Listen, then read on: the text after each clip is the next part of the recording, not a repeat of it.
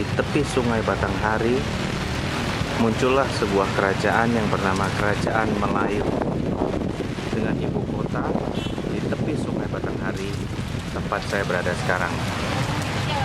Inilah kisah Kerajaan Melayu Jambi.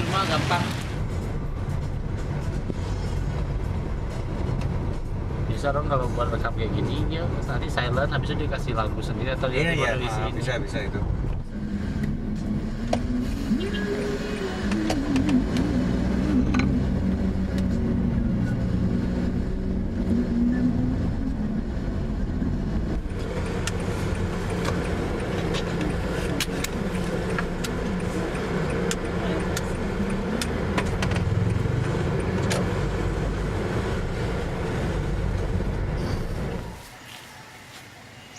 Pada tahun 671 sampai 692 Masehi, I Ching, seorang pengelana dari Cina, menulis dalam catatannya bahwa dia singgah di sebuah tempat di tepi Sungai Batanghari yang adalah Candi Muaro Jambi. Waktu itu I Ching bahkan mencatat bagaimana caranya berlayar dari Kanton menuju ke Jambi, tempat kita berada sekarang.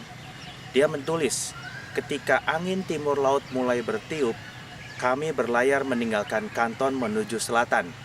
Setelah lebih kurang 20 hari berlayar, kami sampai di negeri Sriwijaya. Di sana saya berdiam selama 6 bulan untuk belajar Sabda Widya. Sri Baginda sangat baik kepada saya. Dia menolong mengirimkan saya ke negeri Melayu, di mana saya singgah selama 2 bulan. Kemudian saya kembali meneruskan perjalanan ke Kedah. Berlayar dari Kedah menuju utara, lebih dari 10 hari, kami sampai di Kepulauan Orang Telanjang yang adalah Nicobar. Dari sini berlayar ke arah barat laut selama setengah bulan, lalu kami sampai di Tamralipti atau pantai timur India.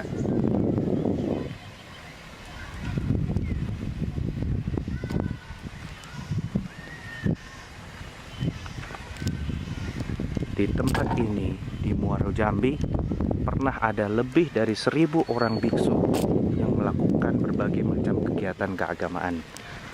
Mereka berinteraksi dengan pendeta-pendeta biksu dari Cina, dari India, bahkan sampai Persia. Dan tempat ini menjadi sumber penelitian, sumber pengetahuan bagi orang-orang di seluruh dunia pada saat itu, di seluruh Asia pada saat itu.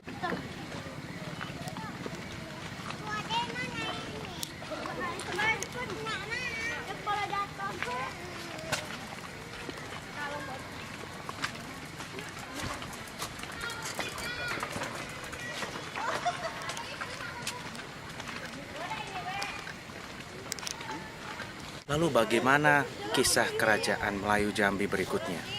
Pada tahun 1082, Kaisar Cina mencatat kehadiran seorang utusan dari Kerajaan Melayu Chen Pi atau Jambi yang membawa 227 tael emas dan 13 potong pakaian berbahan indah dari Sumatera.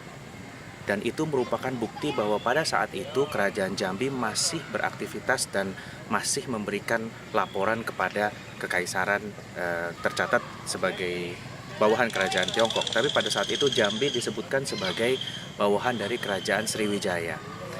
Lalu apa yang terjadi dengan Kerajaan Melayu Jambi berikutnya?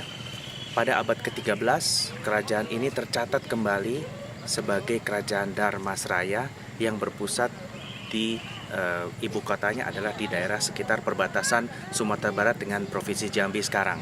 Dan sampai hari ini daerah perbatasan tersebut bernama, kabupatennya bernama Dharmasraya. Abad ke-15, seseorang bernama Aditya Warman yang sebelumnya adalah membantu Gajah Mada, Patih Gajah Mada dari Majapahit untuk menaklukkan Palembang, memindahkan ibu kota kerajaan dari Dharmasraya ke Suruwaso atau Pagaruyung, sehingga Kerajaan Melayu yang tadinya berasal dari Jambi kemudian bergerak ke barat sampai ibu kotanya berada di Pagaruyung dan menjadi pusat budaya masyarakat Minang sekarang.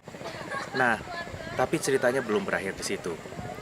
Pada tahun 1225, Kerajaan Singasari di Jawa mengirimkan sebuah ekspedisi ke Melayu, Kerajaan Melayu Jambi yang disebut dengan Ekspedisi Pamalayu. Mereka mempunyai tujuan untuk membawa sebuah arca yang disebut Arca Amoga Paksa yang dibawa dari Jawa sebagai hadiah kepada Raja Melayu. Kembali dari sana mereka membawa 2 orang putri, Dara Petak dan Dara Jingga. Dan Dara Petak kemudian menikah dengan Raden Wijaya yang adalah pendiri Kerajaan Majapahit. Sehingga Raja Majapahit kedua yang bernama Jayanegara adalah anak dari Dara Petak yang berasal dari Kerajaan Pamalayu. Bukti adanya Muaro Jambi sebagai pusat budaya Buddha bukan hanya untuk Indonesia tapi untuk seluruh Asia membuktikan bahwa Indonesia memiliki posisi penting dalam percaturan budaya, politik, dan agama di seluruh benua Asia.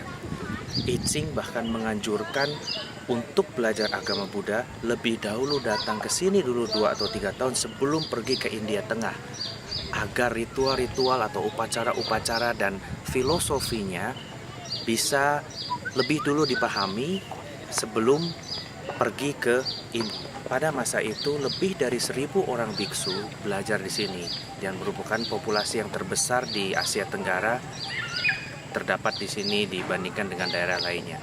Sehingga kalau zaman dulu kita bisa menjadi pusat pengetahuan, kenapa sekarang kita berpikir bahwa kita tidak mampu? Kemampuan itu ada dan buktinya ada di tempat saya berdiri sekarang dan di Muara Jambi. Saya Harnas, sampai jumpa di video berikutnya.